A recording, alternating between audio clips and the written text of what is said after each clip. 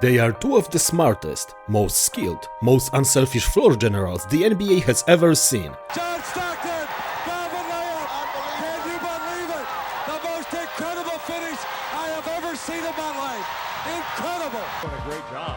Here comes Paul. He's got Blake. Slam dunk. John Stockton, a Utah Jazz lifer, quiet, efficient, durable beyond belief. Chris Paul, the fiery maestro, a leader on and off the court, and a walking basketball encyclopedia.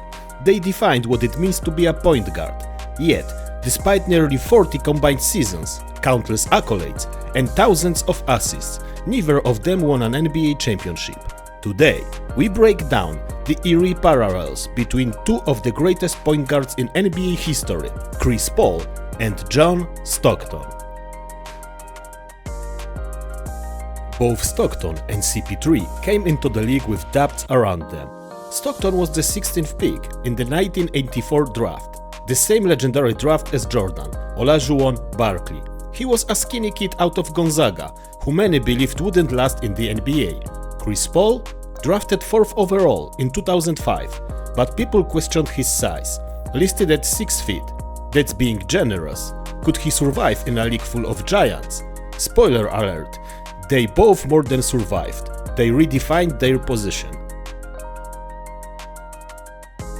Stockton is the undisputed assist king, his records untouchable, nearly 16,000 assists. To break it, you would need to average 10 assists a game for 16 seasons.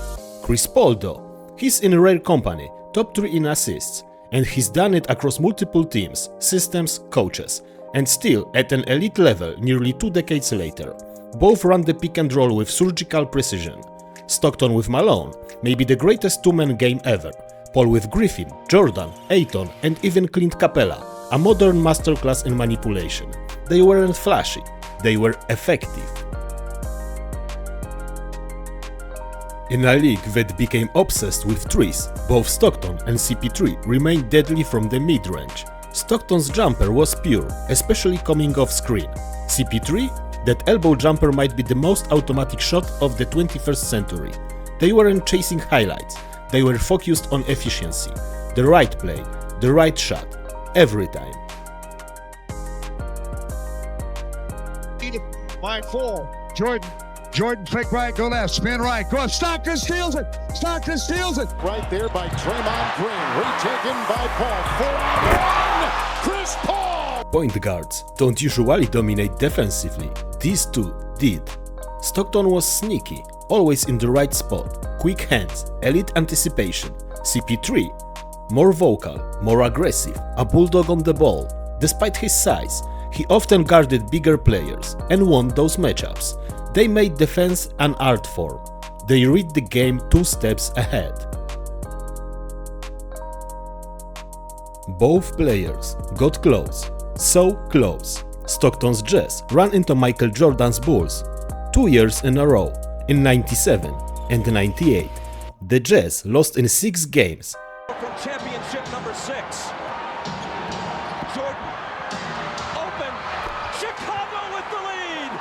And in 98, we all remember the infamous push-off by MJ over Brian Russell. That was Stockton's best shot. Chris Paul's near misses are gut-wrenching. In 2018, the Rockets had the Warriors on the ropes. Up 3-2, CP3 pulls his hamstring in Game 5. Doesn't play again.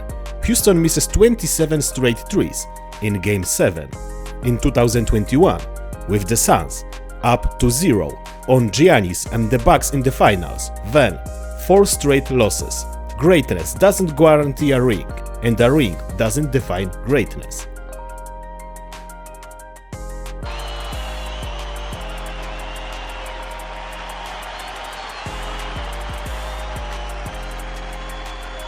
Stockton played 19 years for one team. That kind of loyalty, rare. Chris Paul moved around more, but everywhere he went, he elevated the franchise.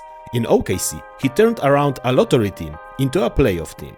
In Phoenix, he brought leadership, professionalism, and a finals appearance.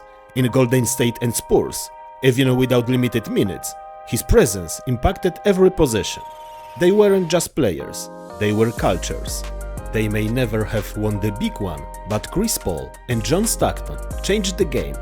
They proved that intelligence, selflessness, and leadership are just as valuable as scoring 30 a night. Their legacies live on in every young point guard who values the pass, defends with pride, and leads by example. So here is the Kings without crowns, the two legends who did it their way.